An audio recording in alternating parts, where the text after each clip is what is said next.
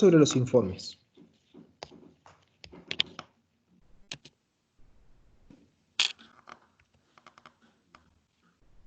¿Qué es un informe diagnóstico? A eso hago referencia con ID y cómo se elabora.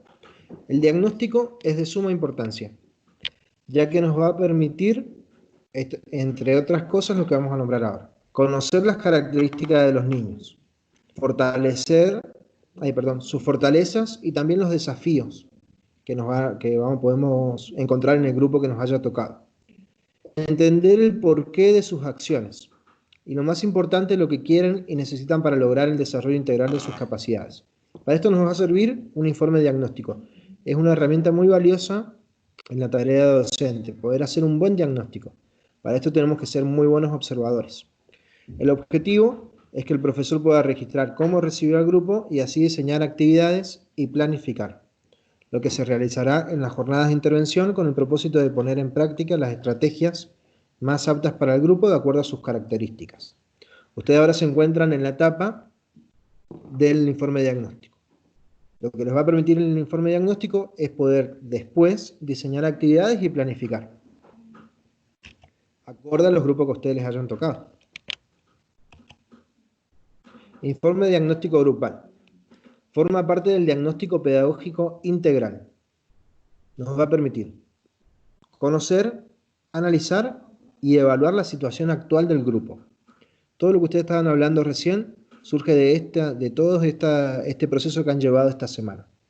Han podido tener un acercamiento para tratar de conocer al grupo o al estudiante, lo han analizado y ahora vamos a evaluar la situación actual del grupo, teniendo en cuenta sus fortalezas y desafíos. Las funciones del informe diagnóstico. La primera, búsqueda, exploración e identificación. Esta función del diagnóstico no va más allá de la descripción del nivel de desarrollo grupal. Por tanto, aquí el proceso se dirige solamente al examen fenoménico de ese objeto de estudio. Es decir, que nosotros vamos a describir situaciones puntuales. Vamos a buscar, las vamos a explorar y vamos a identificar estas situaciones puntuales. A eso se hace referencia con fenoménico.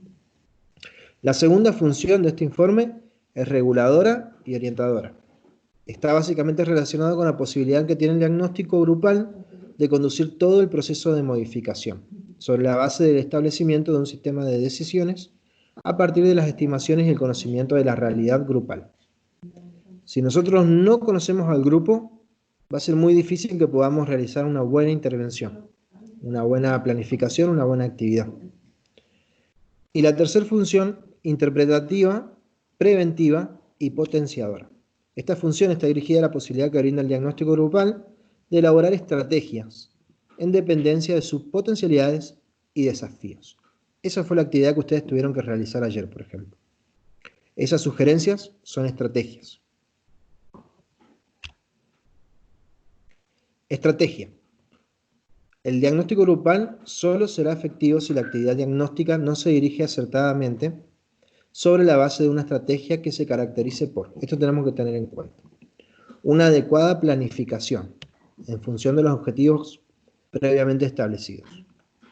La segunda, una organización que les permita la correcta selección de toda la instrumentación, considerando no solo los objetivos establecidos en la planificación, sino además los objetivos concretos de cada instrumento seleccionado. Ustedes también, en las sugerencias que pusieron, eran en relación a la instrumentación que iban a usar, por ejemplo, los materiales, los recursos. No hablamos de tipo de evaluación, no vi que surgieran en alguna, por ejemplo, cómo iban a evaluar esas actividades, con qué instrumentos, o con qué instrumentos los iban a realizar, eso sí estaba bien explicado. El tercero, una ejecución, que respondiendo a tales objetivos permita dar la solución al problema diagnóstico. Ustedes identificaron varios problemas en estos días. Por ejemplo, uno, el uso de las TIC. Y un control sistemático de todo el proceso. ¿Cómo vamos a ir nosotros acompañando, orientando, mediando en todo el proceso después de enseñanza? ¿Qué elementos debe contener un diagnóstico grupal? Estilos de aprendizaje, también ustedes los estuvieron identificando en la primera actividad cuando tenían que hacer un análisis del caso. Número de integrantes, hombres, mujeres, edad, etapas del desarrollo en el que se encuentran. Las situaciones de riesgo que podamos observar. Hablaban ustedes, por ejemplo, que en este contexto de enseñanza virtual hay chicos que no tienen conexión y puede derivar en una situación de riesgo. Se puede ver vulnerado un derecho de todos los niños, que es el derecho a la educación. Aspectos familiares, sociales, económicos y culturales. Conocimientos previos del ciclo o grado anterior. ¿Cuáles son los antecedentes que tiene el grupo? Las fortalezas, que serían habilidades, valores, roles, intereses. Y las debilidades, como conductas o roles de trabajo. Intereses, habilidades y roles existentes en el grupo. Ustedes les tocaron a algunos trabajar con grados, con grupos de grados, y a otros trabajar con niños que están en procesos de inclusión.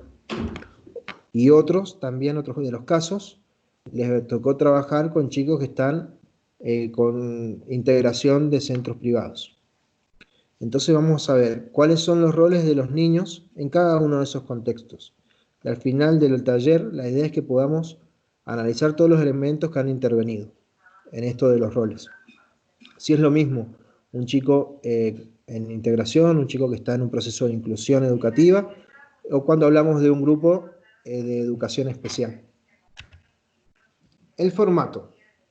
Esto creo que les va a interesar mucho porque es el formato que vamos a usar propiamente en prácticas o en didácticas para esta instancia diagnóstica. Los formatos, en realidad, el informe es una producción académica. Como producción académica tiene ciertas exigencias, debe amoldarse a las exigencias del contexto. En este contexto de prácticas 2, el informe diagnóstico tiene que tener un encabezado. En ese encabezado van a poner los datos institucionales, la materia y sus datos personales. Una breve introducción, detallando el contexto y el objetivo de su realización. Detallando el contexto en el que se hace el informe y cuál es el objetivo. Esto está explicitado en la consigna, por ejemplo, de prácticas 2. Y después, el desarrollo de los 8 elementos que deben contener, que son estos 8 de los que estábamos hablando, y sobre los elementos que ustedes han estado trabajando en esta semana. Al final, como cierre, vamos a poner las sugerencias. Esto va a ser como el cierre. Y en esas sugerencias van a ir las orientaciones pedagógicas. Ustedes al principio, en el desarrollo, van a describir un grupo, completamente, con toda la información que ustedes han podido recabar en esta semana. Tanto de los niños como de los estilos de enseñanza y aprendizaje. En los estilos de enseñanza, detallar toda la información que ustedes les brindaron los docentes de cómo ellos están llegando al grupo. Y como cierre, en ese desarrollo, en ese informe, perdón, las sugerencias, que son orientaciones pedagógicas, en este caso. Ustedes ya elaboraron las sugerencias ayer. Seguramente cuando ustedes estén escribiendo el informe, ya terminado, con todos estos datos que hemos hablado ahora, se pueden evaluar algunas sugerencias, las pueden cambiar o las pueden completar. Quizás encuentren que algunas están un poco incompletas. Algunas consideraciones para este informe en cuanto a la redacción. Tiene que ser en tercera persona. No puedo poner, por ejemplo, según lo que me dijo el docente en la entrevista, no. No podemos incluirnos nosotros adentro de ese relato. Sí pueden poner, por ejemplo, la estudiante, al consultarle al docente, ¿sí? Ustedes hablen de ustedes como si fuera otra persona. Eso se refiere en tercera persona. Los tiempos verbales tienen que estar en presente. No pueden decir, por ejemplo, en este caso, ¿no? En este contexto. ¿Se realizaron actividades durante la semana? No. Se realizan actividades que permiten recabar información en tal grupo. Un ejemplo, ¿no? Ni tampoco en futuro. El presente informe permitirá, no. Solamente los tiempos, en esto tienen que ser muy cuidadosos, que estén redactados en tiempo presente, los verbos, perdón. Otra de las cuestiones que tienen que tener en cuenta es la objetividad. solamente detallar situaciones concretas, situaciones que se puedan observar. Todo lo que sea subjetivo, como creo que al niño le puede gustar el trabajo con, todo eso lo dejamos afuera. O creo que quizás no está conectado porque proviene de un contexto socioeconómico desfavorecedor, tampoco. Todo lo que nosotros creamos, lo que nosotros sintamos, lo que nosotros pensemos, en este informe lo dejamos afuera. Eso lo podemos poner en el foro, por ejemplo. Y lo otro que tienen que tener en cuenta es que tenga una coherencia y una cohesión textual y la ortografía. Revísenlo muchas veces antes de enviar.